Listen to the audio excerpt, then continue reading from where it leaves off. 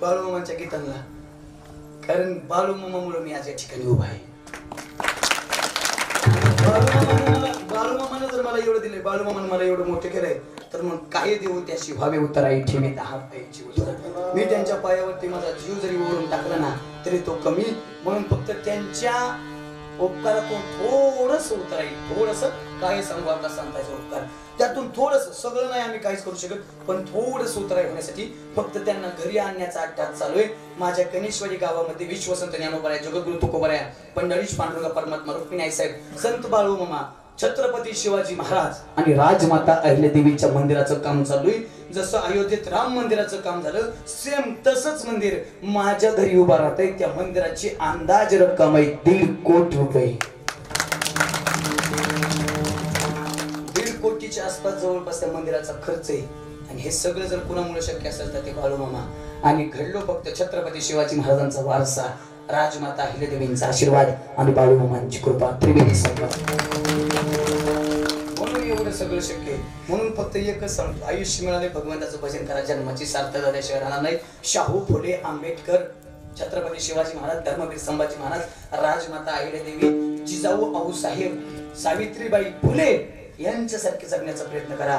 निश्चित काल सार्थक झाल्याशिवाय राहणार नाही. जर त्यांच्यासारखं तुम्ही जगला तर तुम्ही म्हणू शकता जन्म आलो त्याचे, आजी फळ झाले साचे.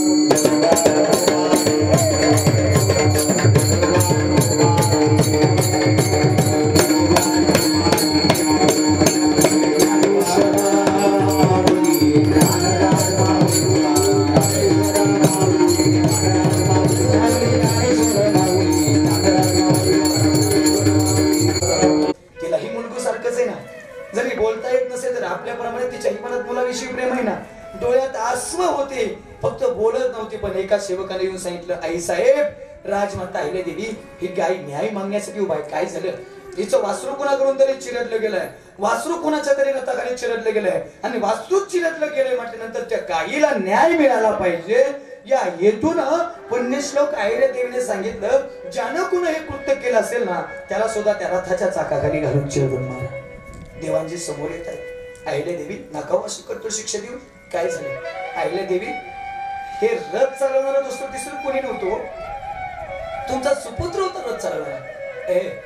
माझा मुलगा असता म्हणून काय झालं, तो फक्त माझा मुलगा, पण ही प्रजा माझी मुलं आहे, ही सगळी प्रजा माझी आहे. जशी मला मुलगा माझा ना तसं मला माझी सगळी प्रजा सुद्धा माझी आहे. जसा माझ्या मुलाला न्याय तसा प्रजेला न्याय आणि जसा प्रजेला न्याय तसं माझ्या मुलाला सुद्धा न्याय. भेद नाही करून चाल. जा रथ झोपा, मुलाला तिथं पाडा, मुलाला झोपवा, मुलाला झोपवून येतात. रथ चालू करायला सांगितला, घोडे झुंपले गेले, रथ हाकायला सेवकाला बसवलं, चालक रथ हाकायला बसतोय आणि रथ हाकायला चालक बसल्यानंतर चालकाने लगाम पकडला, घोडे भरधाव वेगात धावायला लागले. पण घोडे मुलाजवळ जायचे, घोडे थांबायचे, रथ थांबायचा. धाडस कुणाचं होत नव्हतं. रथ पुन्हा माघारी यायचा, पुन्हा दुसरा चालक बसायचा, पुन्हा घोडे भरधाव वेगाने धावायचे, पुन्हा रथ तिथं जाऊन थांबायचा, पुन्हा माघारी यायचा. असं बराच वेळ चालत राहिलं आणि बराच वेळ चालत आल्यानंतर अहिल्यादेवीच्या लक्षात आलं, अरे हे कृत्य करायला कोणी धजवत नाही, पुढे कोणी जाणार नाही. शेवटी स्वतः सिंहासनावरून उतरत्या झाल्या, घोड्याचा लगाम हातात धरला, घोड्यावरती रथावरती बसल्या, रथ हाकायला सुरुवात केली. सगळ्यांच्या डोळ्यात असू आहे, अरे आईनं मुलावरती प्रेम करावं असं म्हणतात. आई मुलावरती प्रेम कसं करते असं म्हणतात. या जगात सबसे बरी है माँ, पगले सबसे बरी है माँ. कारण माँ देते दुवा, आई आशीर्वाद देते, जिचे पिढे बाळ प्राण तिचा विकल, आईचा मातेचा स्वभाव, सूत्र दोरी एक जीव. आणि जर मुलाला त्रास झाला तर आईच्या डोळ्यात असतोय. आणि आज काय चाललंय समोर, एक आईच एका मुलाला मारायला निघाले. हे कृत्य कोणी बघू ना, डोळेच सगळ्यांच्या डोळ्यात असतोय, डोळे दबदबलेत, प्रत्येकाने डोळे झाकले. राजमाता अहिल्यादेवी मात्र खंबीरपणे उभा आहेत. रथ हातात धरलाय, रथाची चाकं फिरायला सुरुवात झाली, लगाम हातात आहे आणि आता रथ हळूहळू हळूहळू पुढे धावायला लागतोय. आणि रथ धावत असताना अचानक रथ मुलाजवळ गेला. आणि ज्यावेळेस रथ मुलाजवळ गेला का त्यावेळेस आता कोणी आडवं येत नाही, आता चिरडलं जाणार आहे मुलाला. पण त्या गायीनं अहिल्यादेवीचं धाडस बघितलं, अहिल्यादेवीची न्यायप्रियता बघितली, अहिल्यादेवीचा न्याय बघितला आणि ती गायी आडवी झाली. आणि गायी आडवी झाल्यानंतर गायीनं अहिल्यादेवीला थांबवलं, थांब ग राणी, थांब अहिल्यादेवी, आज मला न्याय मिळाला ग. या जगात तुझ्यासारखी न्यायप्रिय राणी या जगात दुसरी कोणी नाही बघ, कोणी नाही. मला न्याय मिळाला. अरे अहिल्यादेवी, अगं मला न्याय मिळासाठी एका मुख्या चित्राला, एका मुख्या जनावराला तू आईचं प्रेम बघितलं, तुझी आई किती चिडले, त्याच्या आईच्या मनात दुःख किती, म्हणून मला न्याय मिळाल्यासाठी अहिल्यादेवी तू तुझ्या स्वतःच्या मुलाला चिडायला लागलीस ग. अहिल्यादेवी ऐक ना, जसं माझ्या मनात दुःख आहे ना, अगं मी तर मुख्य आहे, पण तुला वाचाय ना ग, तुला मन आहे ना ग. हे अहिल्यादेवी, मला जितकं दुःख आहे ना तितकं तुझं चिरड मुलगा चिरड नाही ना, तर त्याच्यापेक्षा काही पटीने तुला दुःख होईल ग अहिल्यादेवी. आणि मी हे माझ्या डोळ्यानं पाहू शकत नाही. झालंय नकळत मुलाकडून चुकी झालेली, चुकी होत असते का, माणूस चुकीचा पुतळा आहे. पण जा, तुम्हाला माफ केलं, कारण या जगात तुझ्यासारखी राणी पुन्हा होणे नाही, तुझ्यासारखी राणी पुन्हा नाही. किती न्यायप्रियता आहे हो. आज जर भारताचं चित्र बघितलं ना, आज पत्रकार साहेब, शिंदे साहेब, आज जर भारताचं चित्र बघितलं ना, काय चित्र आहे हो. काय पुण्यातली घटना बघितली ना तुम्ही, एका उद्योगपतीच्या मुलानं गाडीचं 150चं स्पीड केलं, 150चं स्पीड करून एका निष्पाप जो कोणाच्या ताब्यात मध्यात नाही त्या मुलालाही चिरडलं आणि मुलीलाही चिरडलं. तिसऱ्या दिवशी बापाच्या वाढदिवसाला जाणार म्हणून जायची होती, त्यासाठी खरेदी करायला गेली ती मुलगी, चिरडली गेली.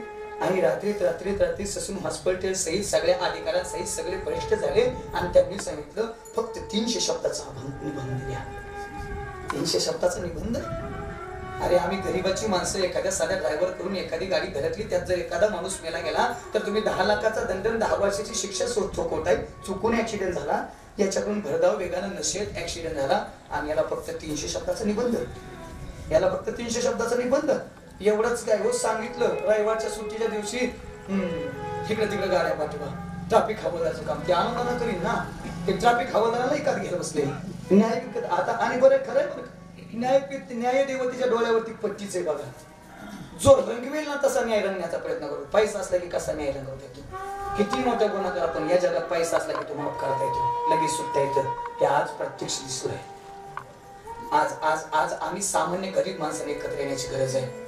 आमच्यावरती जिथं अन्याय होते तिथं आम्ही खंबीरपणे उभारणं गरजेचं आहे. आणि ही शिकवण आमच्या राजमाता अहिल्यादेवींची, अन्याय सहन नाही करायचं. ही शिकवण आमच्या छत्रपती शिवाजी महाराजांची, ही शिकवण आमच्या धर्मवीर संभाजी महाराजांची. जिथं अन्याय होतोय ना तिथं अन्यायानं माणसानं पेटून उठलंच पाहिजे गड्या. आमच्या न्याय हक्कासाठी आम्ही लढलं पाहिजे गड्या. ही डॉक्टर बाबासाहेबांची शिकवण. म्हणून खरं एकच सांगेल, आज जर अहिल्यादेवींसारखा न्याय असेल, आज जर छत्रपती शिवाजी महाराजांचा न्याय काय न्याय चौरंगा केला ना पाटलाचा, एका स्त्रीवरती बलात्कार केला, अतिप्रसंग केला, तर चौकात चौरंगा केला. आज घरोघरी स्त्रियांवरती अत्याचार होतोय. निकाल लागतोय पण 20-50 वर्षानंतर तोवर सगळं निघून गेलेलं असतं. आज जशा तशी शिक्षा झाली पाहिजे. जसं अहिल्यादेवींचं शासन आहे, जसं छत्रपती शिवाजी महाराजांचं शासन आहे, तसं पुन्हा शासन येण्याची गरज आहे. पुन्हा या महाराष्ट्राला छत्रपती शिवाजी महाराज पाहिजेत. पुन्हा या देशाला राष्ट्रमाता राजमाता पुण्यश्लोक अहिल्यादेवीसारखी कणखर स्त्रीचं नेतृत्व पाहिजे. पुन्हा त्याची गरज आहे. पुन्हा या महापुरुषांची गरज आहे. आज आम्हाला वाटतंय गड्या त्याची गरज आहे. कारण आज समाजात काहीच व्यवस्थित जगताना दिसत नाही. बोलता बोलता जास्तीचा तुमचा 15-20 मिनिटं वेळ घेतला त्याबद्दल दिलगिरी व्यक्त करतो. कंप्लीट जवळपास अर्धा तास 30-35 मिनिटं अहिल्यादेवींचं चरित्र सांगण्याचा प्रयत्न केलाय. अजूनही निश्चित ज्या वेळेस योग येईल, ज्या वेळेस कसलंही गावात कीर्तन असू द्या, त्यावेळेस नव्यानं अहिल्यादेवींचा दुसरा इतिहास मांडण्याचा प्रयत्न केला जाईल. कारण विकास महाराज तेवढे मी एक तत्व हातात घेतलंय. राजमाता अहिल्यादेवी, छत्रपती शिवाजी महाराज आणि धर्मवीर संभाजी महाराज यांचा खरा इतिहास